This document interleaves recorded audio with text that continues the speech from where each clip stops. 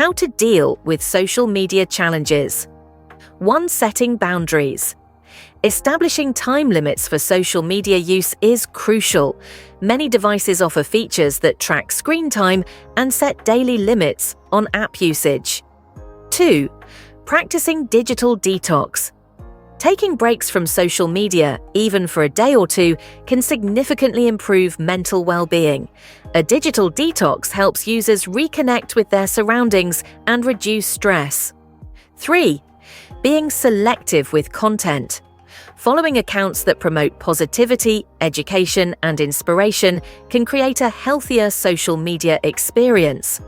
Unfollowing or muting accounts that induce stress or negativity is equally important. All right, Julia. Now let's analyze this introduction like true professionals. The author doesn't just describe social media's benefits and challenges. They approach it with balance, highlighting the need for strategies to address the downsides. What's your take on how this sets up the rest of the discussion? David, the structure here is brilliant. It grabs attention by acknowledging social media's influential role while subtly preparing the reader for actionable solutions. Notice how the author uses words like integral to emphasize social media's ubiquity and mitigate to suggest proactive problem-solving. These are intentional choices that signal a thoughtful, analytical approach. Exactly, Julia. And let's not overlook the emphasis on strategy. By promising to explore strategies to mitigate negative effects, the text establishes itself as not just informative but also solution-focused. That's a key trait of impactful analysis, offering value while encouraging readers to think critically. Agreed. The tone is authoritative yet relatable. And now I think it's time to move into the actionable part of the text. Let's take a listen to the next section, How to Deal with Social Media Challenges. David, why don't you set it up for us? Absolutely.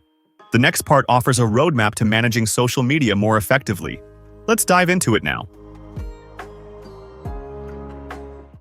So, Julia, this section breaks down 3 practical strategies: setting boundaries, practicing digital detox, and being selective with content. What stands out to you in these points? Each of these strategies reflects an understanding of modern habits and challenges. Let's start with setting boundaries. The author emphasizes time limits, and what's interesting is the mention of tools like screen trackers. It's a nod to technology solving the very problem it creates. What's your take, David? Spot on, Julia. This approach makes the advice actionable, which is key. For instance, setting daily app limits can turn an abstract idea, like reducing screen time, into a measurable habit. It's simple but effective. And the second strategy, practicing digital detox, caught my attention too. What do you make of it? I think digital detox is genius in its simplicity. The author connects it directly to mental well-being, which is a relatable hook for readers. Taking a day or two off allows people to focus on real-life connections, reducing stress. Plus, calling it a detox gives it a trendy, almost therapeutic feel, which might appeal to younger audiences. Absolutely. And the final point, being selective with content, brings the discussion full circle. The advice to follow positive and inspiring accounts while unfollowing negative ones is empowering. It frames social media as something we can control, rather than something that controls us. What do you think? David, that's exactly right. It also reflects a deeper understanding of human psychology. Surrounding yourself with positivity online isn't just about feeling good. It creates a ripple effect on how you think, act, and engage with the world. Well said, Julia. This section offers practical, digestible advice while empowering readers to take control of their social media habits. And on that note, I think we're ready to continue to the next part. Let's dive in. 4. Verifying information. Before sharing or reacting to news, users should verify its authenticity by consulting trusted sources. Fact-checking tools and reputable websites can help combat misinformation. 5. Strengthening privacy settings.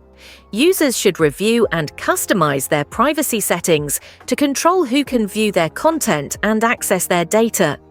Avoiding oversharing personal details reduces the risk of privacy breaches. 6. Encouraging open communication. Parents and guardians should encourage discussions about online experiences with children and teenagers. Open communication can help identify and address issues like cyberbullying early on. All right, we've gone through the introduction, and now let's dive into some important strategies for managing social media effectively. Julia, we're about to analyze some practical advice from the text. Let's start with the first point. Verifying information. The author emphasizes how crucial it is to verify news before reacting or sharing it. What are your thoughts on that? This is such an important point, David. With the rise of fake news and misinformation, verifying the authenticity of what we see online has become more important than ever. The verb verify means to confirm that something is true or accurate. The text suggests using fact-checking tools and reputable websites to make sure we're not spreading false information. What do you think about the use of reputable, David? Great catch, Julia. Reputable means something or someone that is trustworthy or has a good reputation. When we talk about reputable websites, we're referring to sites known for providing reliable and factual information, like major news outlets or scientific research platforms. The idea is to use trusted sources to double-check before sharing something. Exactly. And I think it's important for our listeners to realize that by verifying information, we're not only protecting ourselves, but also contributing to a more informed society. It's about being responsible with the information we share. Absolutely. Now, the next point is about strengthening privacy settings. This is something we often overlook, but it's really important, especially with the rise of privacy concerns on social media platforms. What's your take on this, Julia? Strengthening your privacy settings is vital for controlling who sees your content and accessing your data. The text suggests reviewing and customizing these settings regularly, and I couldn't agree more. The word customize here is crucial. It means adjusting or tailoring something to fit your needs or preferences. It's about taking control of your digital presence. Exactly. And here, the author advises avoiding oversharing personal details. I think this is an excellent tip. Oversharing refers to sharing too much personal information that could potentially expose you to privacy risks or cyber threats. So it's about finding a balance, sharing enough to be social, but not so much that it compromises your privacy. Right. It's all about being mindful of the information you post. And just to add, this isn't limited to personal details like your address or phone number. It also includes your opinions and emotions, which can be used against you later. Always think twice before sharing something online. Very well said, Julia. The final point we're analyzing today is about encouraging open communication, particularly with children and teenagers. The text suggests that parents and guardians should have open discussions about online experiences to help identify issues like cyberbullying. Julia, do you think this is one of the most important strategies? Absolutely. Open communication is the foundation of any healthy relationship, and it's just as important when it comes to online behavior. By encouraging children to talk about their online experiences, parents can spot potential problems early on, especially when it comes to cyberbullying. The term cyberbullying refers to the use of digital platforms to harass or bully others. This can be an emotional issue for many young people, and it's essential that parents remain approachable. Definitely. By keeping the conversation open, parents can ensure that their children feel comfortable coming forward if something goes wrong online. And they can guide them on how to handle difficult situations, whether it's dealing with bullying or simply knowing how to stay safe online. Exactly, David. So, to sum up, these are all fantastic strategies to help navigate the challenges of social media. Verifying information, protecting your privacy, and keeping the lines of communication open are key steps in ensuring that social media is used responsibly. Well said, Julia. Now, let's listen to the next part of the text and see what other tips the author has for us. How to avoid the negative effects of social media. 1. Develop healthy social media habits. Schedule specific times to check social media instead of constant access. Turn off notifications to minimize distractions. Avoid using social media first thing in the morning or before bedtime. 2. Focus on real-life connections. Balancing virtual interactions with real-life connections helps maintain a healthy perspective. Spending quality time with friends and family can strengthen relationships and reduce reliance on social media. 3. Embrace hobbies and offline activities. Engaging in hobbies, sports, and outdoor activities can divert attention from social media. Pursuing offline interests fosters creativity and enhances physical and mental health. Cultivate mindfulness. Mindfulness practices like meditation and journaling can help users stay present and resist the urge to constantly check their devices. 5. Promote awareness and education. Educating users about the potential risks and consequences of social media can empower them to make informed choices. Workshops and campaigns on digital literacy are effective ways to spread awareness. All right, let's continue analyzing this incredibly insightful text. We've just covered the benefits and challenges of social media, and now we're diving into strategies on how to avoid its negative effects. Julia, what do you think of the first section, Develop Healthy Social Media Habits? David, this is a critical part of the discussion. The first tip here is to schedule specific times to check social media instead of constant access. This approach is all about boundaries. By scheduling our social media time, we regain control rather than letting these platforms dictate when and how often we check them. Exactly. And the phrase constant access really stands out. The constant, impulsive checking of social media can cause a lot of unnecessary stress. By limiting access, we can take back our focus. And the next suggestion is to turn off notifications to minimize distractions. Notifications are one of the biggest distractions in today's world. It's so easy to be pulled into checking your phone, even when you're in the middle of something important. That's right, David. Notifications can disrupt our workflow and break our concentration. The key here is minimizing distractions. And when we talk about avoiding using social media first thing in the morning or before bedtime, we're addressing the impact that social media has on our mental and emotional states. Using social media right when you wake up or right before bed can negatively affect your mood and productivity. That's a great point.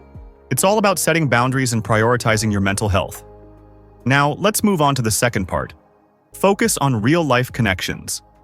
Julia, why is this so important? Well, focusing on real-life connections helps us keep a healthy perspective. Virtual interactions can never replace the emotional depth of face-to-face conversations. Spending time with family and friends strengthens relationships and, as the text points out, reduces reliance on social media for emotional support. It's all about balance, right? Absolutely. Too much focus on virtual interactions can create feelings of isolation, even though we're constantly connected. The real-life moments with people around us are what truly matter and nourish our well-being. Let's move on to the next point. Embrace hobbies and offline activities. I find this one especially interesting because it encourages us to pursue interests that don't involve screens. I love this. It's so easy to get sucked into social media, but when we engage in hobbies or outdoor activities, we shift our focus. It's a reminder to reconnect with our creativity and physical health. Whether it's sports, reading, or cooking, these activities help us relax and refresh. Plus, they contribute to better mental health, as we're giving our minds a break from constant stimulation. Exactly, Julia. Hobbies provide the space to be mindful and present. And that brings us to the next point. Cultivate mindfulness. Practices like meditation or journaling are all about being in the moment, aren't they? Yes, mindfulness is key here. In a world filled with distractions, taking time to practice mindfulness helps us reset. It's about resisting the temptation to constantly check our devices. The idea is to stay present and focus on what's around us, rather than getting lost in the digital world. Very well put, Julia. And finally, we have the point, promote awareness and education. This is about empowering people to make informed decisions about their social media usage. Exactly. Workshops and campaigns on digital literacy are incredibly effective in educating people about the risks of social media. By raising awareness, we can help individuals make better choices about how they use these platforms. It's not about cutting off social media entirely, but about using it wisely and safely. Well said. So the takeaway from this section is all about balance. Whether it's limiting time spent online, strengthening real-life connections, or practicing mindfulness, it's about taking control of our relationship with social media. But let's not stop here. Let's take a quick break and come back to explore more. Sounds great, David. Stay with us, everyone. We'll be right back after this break, and we'll dive even deeper into how to manage social media in a healthy way. The role of platforms in mitigating negative effects. Social media companies have a significant responsibility in creating safer online environments. Some steps they can take include enhanced moderation, implementing robust content moderation systems to prevent the spread of harmful content, transparent algorithms, offering users more transparency about how algorithms influence what they see, promoting mental health, introducing features that promote mental well-being, such as reminders to take breaks or resources for mental health support. Tackling misinformation, collaborating with fact-checkers and flagging potentially false information. Conclusion: social media is a double-edged sword, offering immense benefits while presenting substantial challenges. Its ability to connect, educate, and entertain is unparalleled, but its darker aspects, such as addiction, mental health issues, and misinformation, cannot be ignored. By adopting mindful habits, setting boundaries, and staying informed, individuals can harness the positive aspects of social media while minimizing its negative effects. Platforms, users, and society must collaborate to ensure that social media remains a tool for progress, connection, and empowerment, rather than a source of harm. Welcome back to Espresso English, everyone. We've been diving deep into the text on social media, and now we're moving on to a really interesting section. Let's break down this next part about the role of platforms in mitigating negative effects. Yes, this section is crucial because it highlights the responsibility that social media platforms themselves have in creating safer online environments. Let's take a closer look. First, the text talks about enhanced moderation. This means platforms need to have stronger systems in place to manage harmful content like hate speech or violence. Exactly, Julia. Enhanced moderation refers to improving how platforms review and remove harmful content. It's about being proactive in identifying negative material before it spreads too widely. This could be done through automated systems or human moderators who can spot things that violate community guidelines. Right, and then the next point is about transparent algorithms. This is about giving users more insight into how social media platforms decide what content to show them. For example, we know algorithms influence what we see on our feeds, but many times the process behind it is unclear. Greater transparency would mean that users can understand why certain posts pop up and can make more informed decisions about what they engage with. That's a great point. Transparent algorithms would create more trust between users and platforms. And it's crucial, especially considering how powerful these algorithms are in shaping our experiences online. If we're talking about influence earlier, the algorithms have a huge role in that. They direct our attention and impact our thoughts, behaviors, and even emotions. Now let's talk about promoting mental health. This is so important. The text suggests that platforms introduce features that support users' mental well-being, like reminders to take breaks or providing resources on mental health.